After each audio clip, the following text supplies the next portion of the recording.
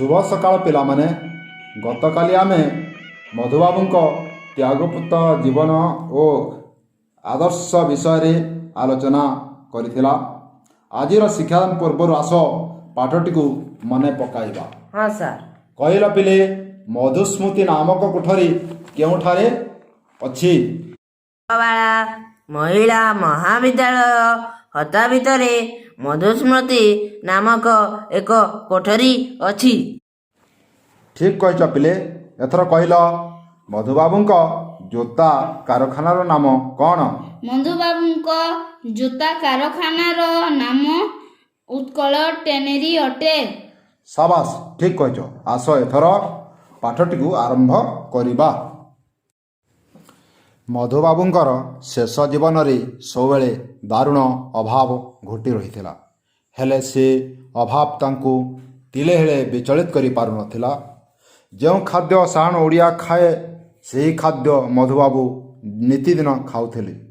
ता थिला पोसे ढिंकी कुटा उषुना चाउलर भात, 2-4 खंड अमृतभंडा सिझा, अल्प किछि क्षीर, मदरंगा किंबा हिड़ीमिचा साग, 4-5 मुठा खई तांकर सबुठारु अति प्रिय जलखिया थिला।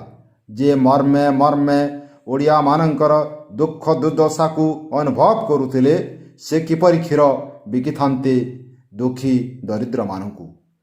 मधुबाबू थिले ओडिशार प्रथम इंग्राजी पढ़ुआ, एमए, प्रथम वकील, प्रथम मंत्री, प्रथम बिलात यात्री। तांकु देखिला मात्रे जे कौनसी लोकर मुंड नई जाउथिला। से ओडिशार गौरव, आम जातिर गौरव, तांकु उत्कल गौरव बोली कुहा जाए। 1848 मसीहा एप्रिल मास 28 तारिख दिन कटक जिल्लार सत्यभामापुर ग्रामरी तांकर जन्म होइथिला एवं 1934 मसीहा फेब्रुआरी 4 तारिख दिन कटकरे तांकर मृत्यु हैला। एथर आस कठिन शब्दर अर्थ जानिबा। दारुण, घोर, मर्मे मर्मे, प्राणे प्राणे बा आंतरिक भाव। एथर कठिन शब्द तो जानिल, आस यार सारमर्म जानिबा। दारुण अभाव मधुबाबूंक शुद्ध स्वभाव को नष्ट करि पारु नथिला। ओडिया घर साण खाद्य से खाउथिले। तांकर खाद्य थिला पोसे ढिंकी कुटा उषुना चाउलर भात, 2-4 खंड अमृतभंडा सिझा, सामान्य किछि मदरंगा और हिड़ीमिचा साग। तांकर प्रिय जलखिया थिला 4-5 मुठा खई।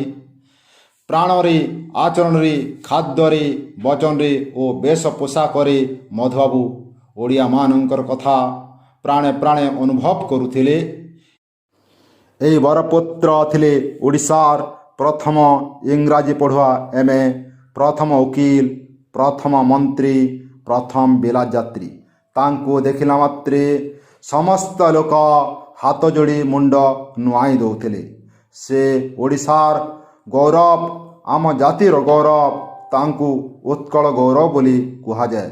एही बरपुत्र 1848 मसीहा एप्रिल मास 28 तारिख दिन कटक जिल्लार सत्यमापुर ग्रामरे जन्म होइथिले एवं 1934 मसीहा फेब्रुआरी 4 तारिख दिन कटकरे तांकर मृत्यु होइथिला। पिला माने पाठटीर सार कथा तो जानिल। आस एथर पाठटीरु कौन मन रखिल जानिबा। मधुबाबूंक अति प्रिय खाद्य कौन थिला? 4-5 मुठा खई मधुबाबूंक अति प्रिय खाद्य थिला। ठीक कहिछ पिले। एथर कहिल मधुबाबूंक मृत्यु केबे ओ केउठारे होइथिला? 1934 मसीहा फेब्रुआरी 4 तारिख दिन कटक रे मधुबाबूंक मृत्यु होइथिला। साबास पिले, ठीक उत्तर देछ। आज पाई ए विद्यादान कार्यक्रम को एठी विराम देबा। सर नमस्कार। नमस्कार।